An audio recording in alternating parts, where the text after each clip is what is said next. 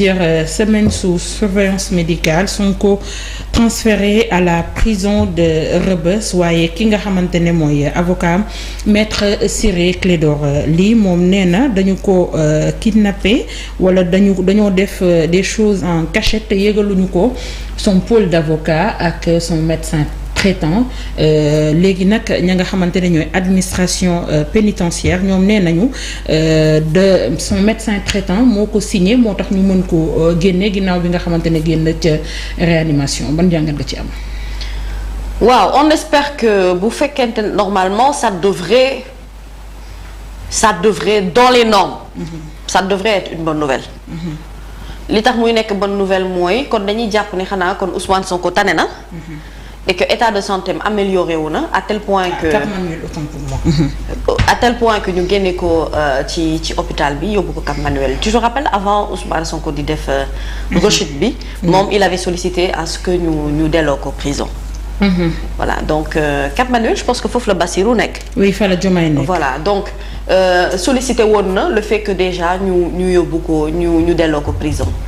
Donc entre-temps il est retombé malade. ñun ñëpp fii on s'est inquiété de sa situation de santé bi nga xamante ne moom la nekkoon parce que le pire mooy xam nga parfois hormis cette information qui a fuité ak administration bi mu xawoon a jur un peu de tollé ci médias yeeg yeneen yu ci topp donc dañuy bëgg jàpp rek ni xanaa dama yaakaar ne Nabou ci sama njortu gu rafet mais bu fekkonte ne état de santé xëy na amélioré wul ils vont pas oser le sortir de l'hôpital pour le conduire en prison. Donc suñ ko génnee foofu xëy na peut-être c'est parce que ils se sentent mieux te yàlla na ko yàlla defal une santé de fer yàlla na ko yàlla may wér kàttanal ko ba nga xamante ne ni dina mën a ndànk-ndànk retrouver ses forces parce que quoi qu'on puisse dire je pense que Ousmane Sonko est une personne très atteinte du point de vue de sa santé. Avant muy arrêter li nga xamante ne moom mooy grève de faim déjà rek ñu ngi doon wax ni li nga xamante ne moom mooy état de santé xawoon na doy waar. D'ailleurs ku ne xam na ku toog ay weer lekkuloo naanuloo ci ban état de santé ngay war a nekk en réalité tu perds beaucoup balaa ngay récupérer ça prend du temps donc le fait qu'il ait repris une grève de faim pour encore dénoncer li nga xamante ne moom mooy situation bi mu nekkee jàppale ci ay temps ci fàttali jigéen ñi nga xam ne itam dañ doon amal grève de faim ak leneen lu ci topp xam nañu ne amaat na bu baax lu mu jot a laalaat ci wérgu yaramam. Donc il a besoin réellement de récupérer man nag li ma jaaxal mooy génne la réa yóbbu la prison xaw na ma def jiixi njaaxa tuuti pour man xëy na peut-être buñ la génnee réa wax nañ la mën a intégrer ci salle yi tuuti le temps nga gën a reprendre force après xëy na peut-être ñu door la yóbbu prison mais bon soit je suppose que c'est parce que état de santé am tane na moo tax léegi nag par rapport ak vice de procédure bi parce que li nga xamante ne moom la ay avocat am di casse depuis tout le temps problème mu procédure la de tout le temps je pense que bi ñu koy jàpp di ko yóbbu prison aussi c'était la même rengaine par rapport bi nga xamante ne bi mu feebaree yóbbu ko hôpital c'était le même problème lañ doon dénoncer des vices de procédure encore une fois bi muy koy génne hôpital di ko yóbbuwaat prison bu Cap Manuel aussi selon maître Ciré Clédor Ly c'est des choses yoo xamante ne ils ne sont pas au courant par contre ça loolu moom ça pose problème parce que il y va même de la responsabilité de l'État à la limite ñu mën a seetal seen bopp par rapport ak li nga xam nga Ousmane Sonko moo dul une personne lambda boo xam ne santé wala loo mënti laal lu jëme ci moom du intéressé nit ñi nga far ak moom ak nga ñàkk far ak moom ñoo ci yam le fait est que dafa arriver à un niveau de politique au Sénégal où ci carte bi on ne peut pas l'éliminer forcément ces informations lu mu tuuti ce sera exploité par les gens nit ñi dinañu ko déglu dinañu ko bàyyi xel te dinañu ci gëstu itam bu baax a baax beneen bi ci topp mooy man je ne peux pas m'empêcher de dire que est-ce que le fait que ñu delloowaat ko Cap Manuel amul lien ak le 17 c'est vrai que l'hôpital principal est un hôpital très sécurisé hôpital militaire la ak leneen lu ci topp mais pour man xëy na peut-être pour jël ay devant encore une fois bon sécurité bi nga xamante ne am na ci prison yi je me dis que est-ce que c'est pas un peu lié par rapport à cette situation-là mais bon ça c'est mes hypothèses à moi ça peut ne pas être vrai ou ça peut ne pas être important mais li nga xamante ne daal war nañu ko corriger vraiment et Ousmane Sonko depuis qu'il est Ousmane Sonko gisuma dara lu ko laal loo xamante ne ci wàllum procédure moo xam jaaree ci ay avocats am informer faire des notes administratives l'écrit et tout ça wala boog ñu bàyyi ko mu mën a juger avec ses avocats de la conduite à prendre par rapport à certaines situations lu ci bëri dafa lajj te loolu nag jiitu na arrestation daf ko jiitu buñ dee xool fàttali ci histoire Ousmane Sonko bi ñu koy njëkk a jàpp en 2021 bi muy jaar benn këram di jaar yoonam pour dem tribunal dañ ko doon bëgg xàllal yoon bu muy jaar il n'était pas seul ses conseils étaient avec lui mais il n'était pas d'accord sur le fait que dañ ko bëgg sàkkal itinéraire bu boppam la bëgg jàll est-ce que kon période bi nga xamante ne joxoon nañ ko convocation pourquoi il y a pas eu de communication sur est-ce que boo doo jël itinéraire bii dinañ la jàllal yoon bii wala leneen lu ci topp bu bañ a doon loo xam ne c'est sur le qui-vive dañoo yegg si ba ci situation bi ca pandaw gi mu war a jural loolu moo ñu juraloon li nga xamante ne dundoon nañu ko ci fan yooyu passé après même tout ce qui s'en est suivi par rapport à convocation yi mu dem tribunal yi mu jotuta dem tribunal le fait que ñu barricadé ko ci biir këram yooyu yëpp c'est des décisions yoo xam ne ces conseils ont toujours dit que yëguñu xamuñu nu mu demee te nag nit aussi am na ay droits am te tant que lui il ne peut pas plaider ses propres droits c'est pour ça qu'il a besoin d'un avocat su fekkoon yow mën nga plaider sa bopp sa ay cause ak sa ay droits doo soxla avocat nekk ci sa wet. mais bu les avocats l'ont souligné. c'est ça tout le temps procédure bu ñu mën a teg rek dañuy salfaañi ay akam ak yelleefam. mais loolu moo jural nag justement Ousmane Sonko entamé une grève de faim. te dama ne la loolu dafa jiitu arrestation ba. arrestation am ak lii ci xew nii moo récent mais booy xool ci histoire Ousmane Sonko bi mu tàmbalee dugg ci politique poser yenn actes yi ba tey. c'est les mêmes problèmes de vice de procédure que ces conseils di jàmbat. ils sont dans le droit de le faire parce que ñoom ñoo am responsabilité wu juridiquement parlant ñu jaarale ko ci yoon. pour mën a faire de telle sorte que Ousmane Sonko ses droits soient respectés. S'il pouvait le faire lui seul il n'aurait pas besoin d'avocat. Un avocat est là pour venir en appui. par rapport ak ki nga xamante ne dëgg-dëgg jàpp nañu ne dafa nekk ci loxo yoon donc daanaka kooku il a les mains menottées. il ne peut rien faire tout seul. il a besoin d'avocat yoo xamante ne ah yow bu fekkente ne même bi ñu la yóbboo ci yoon yow boo tànnul avocat dañ lay wutal daal avocat d'office. c'est parce que kon taxawaayu avocat am na njëriñ. ci li nga xam ne moom mooy ay procédures yu jëm ci ay procédures de justice ay procédures pénales ak leneen lu ci topp. donc Ousmane Sonko est quelqu'un bi nga xamante ne en ce moment Nabou il est non seulement seul et loolu laa gëm mais au-delà de sa solitude il est impuissant. effectivement doole gi muy am rek mooy doole gi ay avocats am stratégiquement parlant di teg ay plans pour que benn par benn ñuy éliminer yenn décisions de justice yi nga xamante ne teg nañu ko ci ndoddam mais pour loolu ils ont besoin d'être informés. ils ont besoin wax dëgg yàlla à chaque fois que même Ousmane avant qu'il n'ouvre sa bouche il a besoin de l'autorisation de son avocat. pour savoir de quoi il va parler. quand est-ce qu'il va parler ak am na fu mu war a yem en termes de limite. parce que c'est des dossiers qui sont pendants devant la justice. donc maître Ciré Clédor ndeysaan et lui bokk na ci avocat yi gën a sonn. jàmbaar maître Ciré Clédor dans cette histoire touchant Ousmane Sonko gis nañ fi état de santé moom itam mu dégradé wu. ba mu jural ko ñu évacuer ko yóbbu ko bitim réew indiwaat ko. maître Ciré Clédor n'est plus aussi jeune mais il a beaucoup d'expérience. te bëri na xam-xam. li tax ci yenn affaires yi nga xamante ne moom mooy affaires yi gën a doy waar gën a sensible on fait le choix de maître Ciré Clédor c'est parce que l'expérience y joue pour beaucoup xam-xam bi ci wàllub yoon aussi daf ciy jouer pour beaucoup quelqu'un qui parle comme ça mënuñu ko remettre en doute. dañuy jàpp ne li muy wax am na part de vérité te Ousmane lui encore plus que les autres pas parce que moom c'est le super Ousmane Sonko déedéet mais parce que qu'on le veuille ou pas. il est quelqu'un d'important. je ne suis pas Ousmane Sonko. tu ne l'es pas. ñu ci bëri ñu ñuy seetaan ils ne le sont pas. yàlla moo ko defal phénomène bi mu nekk ci moom bu xamoon ne lii lépp lay dund man gëm naa ne du dugg ci wàllum politique. mais bi mu ciy dugg it ragalul. mais mami c'est parce que c'est Ousmane Sonko moo tax muy daj li muy daj.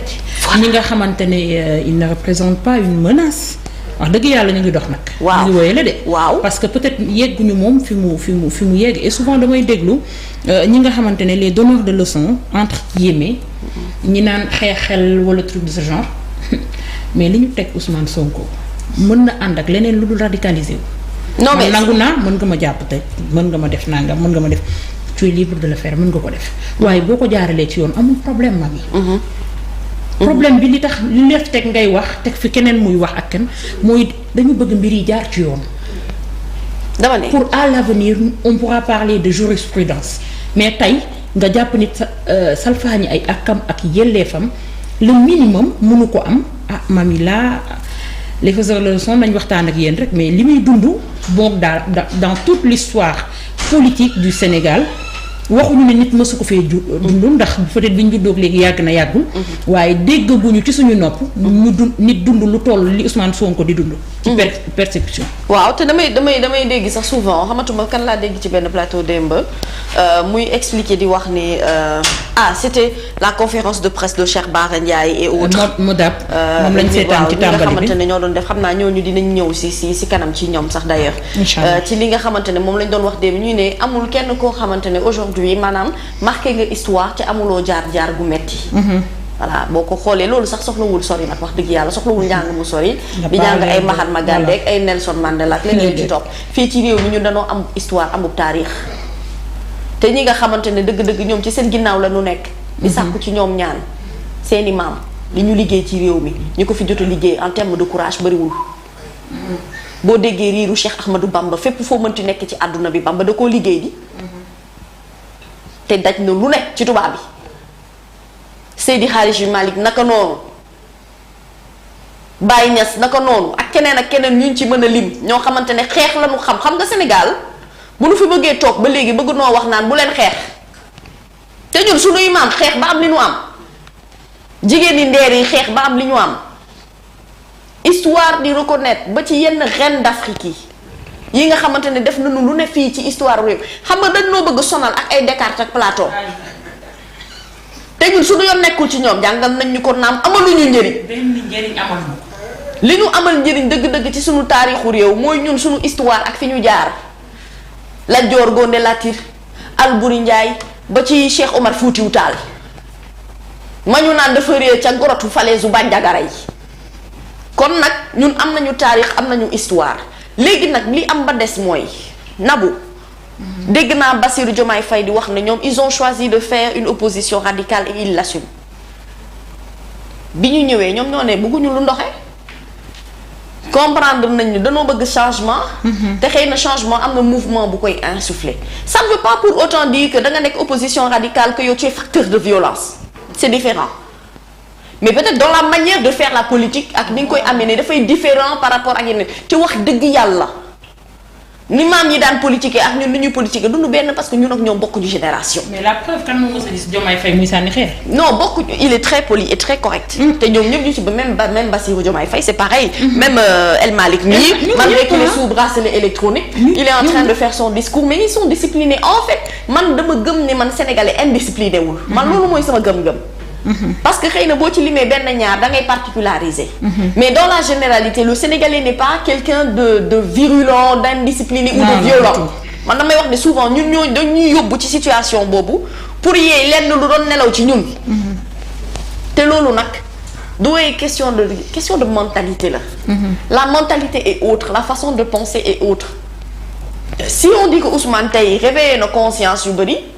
c'est parce que xëy na am na lu bari tey bu may seetaanaat yenn extrait vidéo mi ñu koy tegaat day mel ni ndeysaan li muy wax ñëwagul woon waaye yegsi nañu ci tey donc je veux dire que Ousmane mu déranger la ou pas que mu neex la ak mu naqari la Ousmane Sonko mooy Ousmane Sonko on ne peut pas l'éliminer de la carte la preuve il suffit que mu am lenn loo xamante ne moo ko laal rek tout le monde va ruer vers cette actualité là et tout le monde va parler de lui même quand il est silencieux et qu'il ne pique pas un mot le gars fait l'actualité. C'est vrai. Ça il faut l'accepter nga comprendre que noonu maintenant nag le fait que mu am benn position boo xamante ne affirmé am na ko ne veut pas pour autant dire qu'on ne doit pas respecter ses droits. Et le gars n'arrête pas de clamer avec ses avocats depuis tout le temps que ses droits ne sont pas respectés. manque de respect boobu am vis-à-vis ak ay ak yelleefam moo jur situation yu bari fàtte xaju fii. On ne peut pas oublier ce qui s'est passé avant ñu yegg si ci ay affaire arrestation emprisonnement ba li nga xamante ne moom mooy série bi phase d'hôpital bi nga xamante ne jàll na ci on espère que du ca delluwaat léegi nag je ne sais pas quelle est la méthode bi nga xam ne moom la ay conseils am di jël parce que je ne suis pas avocate pour vraiment connaître les rouages en justice ba fan la ñu mën a jaar mais xam naa ne ces avocats ils sont dans le processus du combat dénoncer nag dafa bokk ci processus du combat mooy ne maanaam ñu xosi la nga ne ay xosi nañ ma nit ñi dégg na yow xosi am na loolu forme de communication la Nabou Cor c'est important. Très important. Donc les gens nag ils prennent compte par rapport à ce qui s'est passé. L'administration a aussi donné une justification comme quoi c'est le médecin traitant qui lui a autorisé. Donc ce qui veut dire que peut-être alhamdoulilah donc il est dans un état bu koy war a mën a permettre muy dellu prison. bu fekkee dafa dëppoo ak bëgg-bëggam bi nga xam ne moom la amoon donc xayrun alhamdoulilah après yóbbu nañ ko Cap Manuel c'est beaucoup plus proche de Sébikotane aussi. Donc loolu yëpp peut-être ça peut être des points positifs. Mais en tout cas dans la forme et même pas dans le fond mais dans la forme vraiment. Je pense que ni nga xamante ne moom la avocat mi di dénoncer tout le temps c'est le fait que ñu ñàkk respecter ay àq ak ay yelleefam et je pense que dañu war a respecter àq ak yelleefam pour le statut bi nga xamante ne moom la am moom Ousmane Sonko en tant que leader de l'opposition ou en tant qu'un opposant boo xam ne il s'est vraiment affirmé mais au-delà de tout cela parce que tout simplement tout ce qui touche Ousmane Sonko est une information sensible d'être traitée par tous. ñi far ak moom ak ñàkk bañ a far ak moom. problème bi du ni ñi ñëpp dañoo ruer vers mais bu ñu dee ruer vers une personne la question est pourquoi tout le monde se dit c'est cette personne-là. Et pourquoi les gens ne se disent pas du man du tax ñu ne keneen la foofu la yëf yi nekk mais nga nangu ne kii am na lu ko yàlla may nangu ne mayu yàlla googu sax moom lu diis ci ay mbaggam la lu diis ci mbaggi jabootam lu diis ci mbagg waajur bu jigéen bu Ousmane Sonko kooku on ne parle pas souvent d'elle mais moi je ne veux même pas imaginer dans quel état doit se trouver sa propre mère ndax soxna sax mën na déplacer wu ñëw seet hôpital jox mu lekk dalal xel ak leen mais yaay doom bi place bi doom am ci yaay kenn mënu koo remplacer ci àdduna kenn ku ci nekk ci ñun léeg-léeg boo toogee desi sa wayjur dangay xalaat naan su ma nekkoon ci ban situation sama wayjur ci lan lay nekk gis nga je me rappelle Nabou Cor période bi Covid bi amee liggéey naa des médias 5-6 ans moo ëppoon personnel aw ma fa Covid ngaa la ma génn si fer dem benn télé panafricaine Label TV la chaîne de Pape Makhtar Sylla l'ancien directeur général de la RTS une chaîne panafricaine qui était installée au Gabon après mu ñëw ubbi fii Dakar pour mën a installer wu fii Nabou foofu y avait moins de monde ma chopé fa Covid te période bi ma fay chopé Covid ba ci jour ji même man xaw ma woon ne damaa am Covid ki ma wàllu Covid maa moom ñoo defandoo émission li tax mu xam ne dafa am Covid mooy dafa waroon a voyager mu dem defi test ñu ne ko dafa positif mu contaminé ñun ñi ñëpp bokkoon ak moom plateau te man période boobu maag sama yaay ñoo bokkoon benn lal bu ñuy tëdd ndax boobu fekk na mu feebar ma déserté sama néeg man biñ ma waxee dama Covid xalaatatuma sama bopp de dama koo jooy ma ne man lii su ma ko wàllee sama yaay lan lay wax ci àdduna koo xam ne mag la déjà elle est maladive donc su ma ko passé loolu ci lan la war a nekk man loolu moo njëkk nekk sama bopp ba bi ma demee defi test mu positif ngaa la bi may def quarantaine sama kër ñëpp daw nañ ma ba mu des sama yaay pour wan la yaay ni muy mel dayoo ci doom te exemple bi ma la jox ñu bari mën nañ la wax fukki exemple ak juróom-ñett muy Nabou Cor ci papam mën la wax ku ci nekk li nga xam ne dund nga ko ak sa waajur ci yow ni nga koy xalaate waaye moom ni mu lay xalaatee moo raw téeméeri junni yoon donc xalaatuma une fois de plus ci ban condition la yaayu Ousmane Sonko war a nekk ci ban condition la yaayu Bassirou Diomaye Faye war a nekk ci ban condition la yaayu Oustaz Assane Seck war a nekk Mati Sarr Niang war a nekk ban condition la yaayu Fala Fleur dundee situation bi ni mel nii nos mamans là nga xam ne xam nañu yéene gi ñu am ci ñun suñu bopp ak yéene bi ñu am ci ñoom am ko wàlle ci réew mi moo tax lu bari dañ ñu koy nangul donte d'accord ñoo ak ñun. maam yi xoolal Pape Sané duguma la. Pape Sané avant ñu koy jàpp le même jour ci keppaar gi maa ngi koy dégg muy annoncer la mort de la maman de Fulbert Sambou su ma juumulee mu ne dafa demoon seeti ko parce que moom en dehors de ses heures de travail à Walfadjri moom da doon journaliste d'investigation la da doon wër ñi nga xamante ne mooy famille détenu yeeg ak ñi nga xam ne dañoo ñàkk seen bakkan à travers des manifestations et autres di xool ñoom naka la ñuy nekkee nee na yaay bi mu demee ci yaayu Fulbert Sambou da ko expliquer mu ne ko bientôt anniversaire u Fulbert la mais bu ma naree ñëw ba jour anniversaire bi te xaw ma lu mu nekk sama bakkan yàlla bu mu ko fekkee genre yooyu du genre. et avant loolu mu ñàkk bakkanam. doy na waaw te xaw ma sama doom lan moo ko rey non c'est quelque chose de triste bi ma dégloo li nga xamante ne mooy révélation yi Pape Sané def sama xol bi dafa metti na mi li muy wax amul lu ko gën a nekk dëgg mais man d'après écho yi nga xamante ne dégg naa ko la maman de Ousmane Sonko est une femme forte. nit ku dëgër dégg naa ku dëgër. waaw mais xam nga Nabou di nga dëgër. naam day am. mais Nabou boo wéetee sa biir néeg yow kese. Nabou am na méttit yoo xamante ni dëgër du la ci téye de. elle est obligée de montrer que dafa elle est forte elle est obligée Nabou.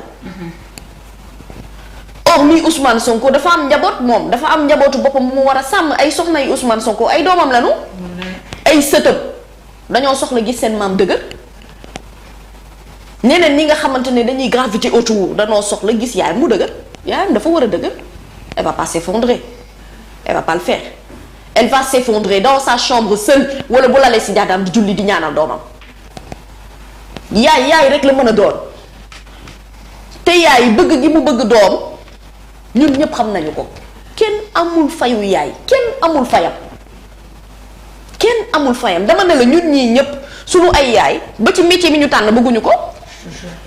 bu ñu sañoon ñu noppi dem defi leneen ndax ñoom seen xel mën a dal te pourtant ñoom ni ñuy inquiété woo ci ñun noonu la ñuy inquiété woo ci ñoom am na lu ci bëri loo xam ne bu ñu ko deful wala bu ñu ca yeggul yaay a tax bu dee mu ngi dund ba tey wala baay a tax bu dee mu ngi dund ba tey. donc sincèrement waajur dafa am solo ci doomu aadama moo tax vraiment nañu am plus de yërmande. nit koo gis muy dem doomu jàmbur la que waajuram di dund wala mu ñàkk bañ a dund.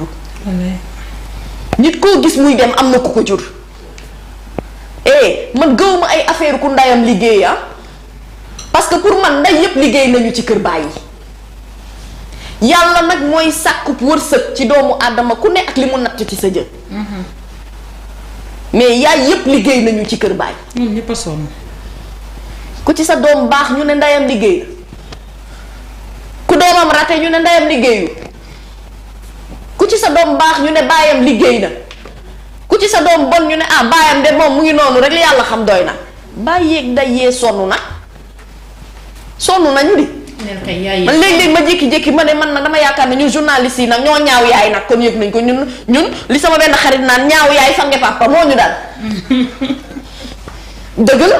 am na loo xamante ne nii nañu ciy góorgóorlu ci yërmande gi mais au-delà de yërmande et l'aspect émotif bu ñu génnee émotion génnee yëg-yëg génnee sentiment génnee lépp dafa am loo xamante ne nii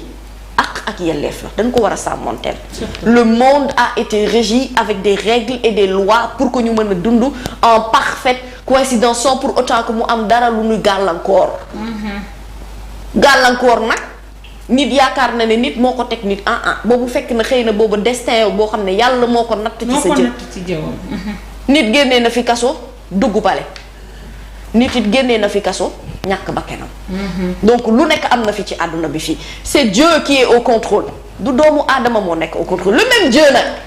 mooy décider may la bay rek ngay dox loolu ñëpp bëgg la xale yi di la TikTok ngay dajji nga xëy benn jour ñu ne la yëpp dootoo xew dootoo bari. nga xew mel ni waa parti yeneen ñi duñu bari dootoo leen bokk dootoo leen am bay rek loolu yàlla da koy def. non parce que problème bi mooy nit ñi mënuñoo sax ci am mënuñoo sax ci bëgg-bëgg. yàlla dafay sàkk guddi sàkk bëccëg di dund di sàkk lu neex di sàkk lu naqari nii la dafay alterner lu ci ñëw nag yàlla na nga am ngëm-ngëmu mën ko gérer attan ko ci say mbagg. Mais vraiment pour terminer sur ce sujet-là, on espère que Ousmane Sonko il est en train de retrouver ndànk-ndànk la santé. Parce que c'est important n'oublions pas que il y a des parrainages il y a des élections te man dama gëm ne Ousmane Sonko dafay bokk ci élection présidentielle 2024 man dama ko gëm nabu jusqu'à preuve du contraire dama gëm ne daf ci war a bokk moom ak ce que Déthié Fall qui a dit une chose importante aussi que ñëpp ci war a bokk ci ñi nga xamante ne ay candidats lañu yi war a bokk ci élection yi ñëpp dañoo war a participer ci ñi ko matal ci wàllum parrainage ak ñi nga xamante ne saytu nañ ko ci wàllu yoon ba xool ni ñiy wax dëgg yàlla war nañu jongante loolu mooy taaral démocratie avec la participation de tous que Ousmane Sonko Dieu le préserve sàmm ko wéral ko guddal fanam ca Cap Manuel ga mu nekk et on espère surtout que dina fa gaaw a génn parce que Nabokor souvent dañuy wax ne da ngay dugg prison di def ay grève de faim da ngay dugg prison tawat dugg la fa am na ñu bëri parfois dañuy wax naan ay feebar ak tawat daf leen di dal ci biir li nga xamante ne moom mooy maison de correction yi forcément les gens li ñuy xalaat mooy nañ leen libérer la liberté provisoire aussi fait partie d'une procédure judiciaire. Il faut pas l'exclure. Pour autant j'ai toujours plaidé pour la libération de Ousmane Sonko et dama ko gëm te gëm naa ne ñi nekk ci prison yi te yenn tawat yi itam dañ leen a war a bàyyi ñu génn seen kër ndax wax naa ne garab médecin léeg-léeg mu jox la ko dina la procurer soin dina la sampal perfusion dina def li ci war lépp waaye li nekk ci sa biir xol médecin mënu koo faj am na loo xam ne détermination personnelle moo koy def ci yow yaay xeex avec la maladie yow yaay xeex ak situation bi ngay dugg yow yaay xalaat sa ay soxna yaay xalaat sa doom yaay xalaat sa yaay pour nga mën a ñafe pour génn ci li nga nekk te loolu un médecin ne peut pas te procurer ces soins là. jërëjëf Adjaratou je pense que tu as tout dit alors dañuy dem ci beneen ponk bi nga xamante ne moom la ñuy waxtaanee je dirais même pas que ni c'est un point mais dama bëgg ñu def ci taxawu seetlu parce que souvent on parle de la vie chère dañuy waxtaan ci ay problèmes politiques mais dafa am benn phénomène boo xamante ne dafa